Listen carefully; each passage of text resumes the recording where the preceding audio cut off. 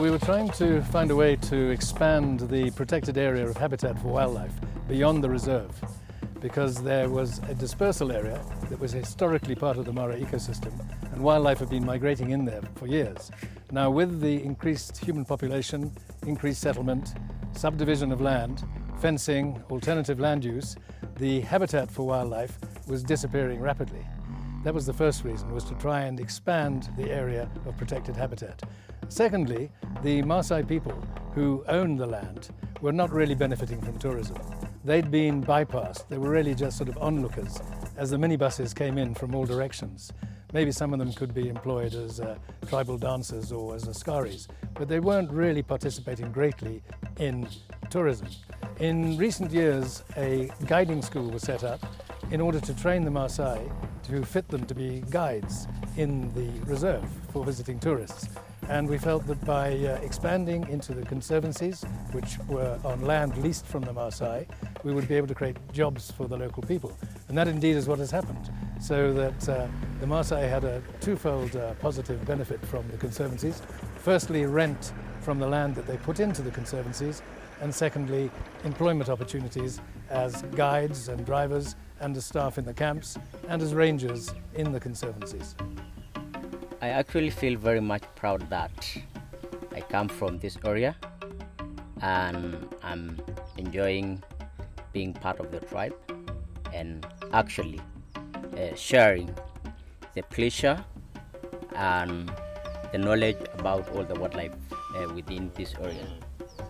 And it's a great opportunity for me and for anyone who comes here to enjoy watching all the wildlife in the very exclusive setup, whereby you can have a variety of all different wildlife species in their very natural setting and in undisturbed state. The conservancies created a new tourism product that enhanced the tourism offering that Kenya has compared with other countries with whom we are competing. You know, in Southern Africa, Botswana, South Africa, and other countries, Tanzania as well. Our conservancies offer a very exclusive wilderness opportunity so that visitors are able to see the animals without many other vehicles being present. And at the same time, the wildlife numbers have increased significantly. We have 150 lions in the 100,000 acres that form Olari, Motoroki, Nabosho and Ol Kinyei Conservancies, and Mara North Conservancy was set up to the north of the reserve as well, which has significant populations of lions and other animals. It's also created a safe haven for threatened and endangered wildlife. We have large herds of elephant within the conservancies now. And so for the tourist visitor, they're seeing wildlife in their natural setting, without other people present, and with excellent guiding from the Maasai guides who live here, whose land it is. They're extremely enthusiastic about the land, and they have great pleasure in taking visitors around to see it. And we're finding that the visitors really appreciate the experience of staying in small camps in an area where they see wildlife teeming, and they see it on their own.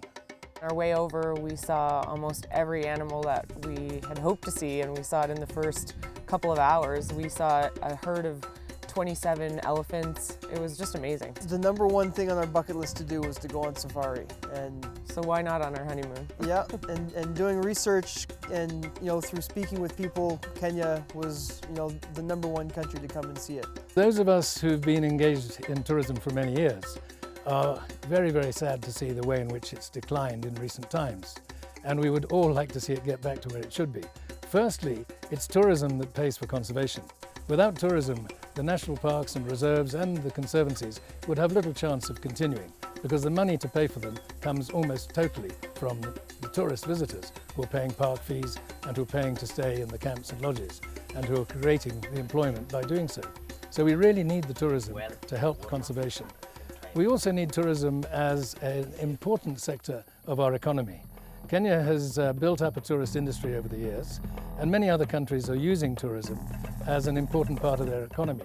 We have great attractions here.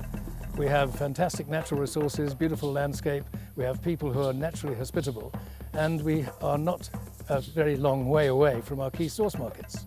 So we have many airlines flying into Nairobi, and we need to see tourism back so that we can keep our conservation going, and we can also create jobs and opportunities for Kenyans, and we can also see tourism acting in the way it does as a multiplier for the economy. Now, the first thing we need to do is to see our security addressed. The overseas visitors have a perception that Kenya is dangerous, and we need to address that because, as we all know, terrorism is a global threat. We can list many countries and many capital cities in the world where there have been terrorist attacks and where people have suffered as a result. In Kenya, we know that there are certain areas along the borders, the northern and eastern borders, where there is a security threat. The government is attempting to deal with it, but of course, let's remember, tourists don't go there. These areas that are under threat are not places where tourists frequent. And then, in terms of what action has been taken, I believe that the government has shown that it's taken security seriously. There have been a lot of enhancements and improvements have been made, and we need to let overseas visitors know that we still have very many tourists coming here who are having a wonderful time. I feel just as safe as I do in Whistler. I think people should know that this is what Kenya is. If you just look around, this is what it is. Yeah, animals and the people here are wonderful. We've just had the most amazing time. yeah, and feel extremely safe. If you think about it, in the last 7 years, there have been over 1 million tourists from the UK. There are 1 million people in the UK now, which has always been our biggest source market, who've been to Kenya, and many of them would like to come back. So we need to deal with the non-essential travel warning. That's an advice against all non-essential travel, which affects the coastal area.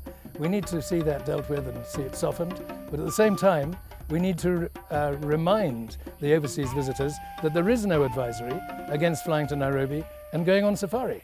And the thousands of visitors who are currently coming can attest to the fact that they felt very safe when they were on safari, they felt very well looked after, and that they all say there's no reason at all for other visitors not to come. I have a great belief in Kenya as a tourism destination. I think we have a fantastic range of attractions, and I think we need to make the most of them to help to build the country's economy and to take things further forward in terms of the conservation that we need to see happening to protect all the fantastic wildlife species we have in this country.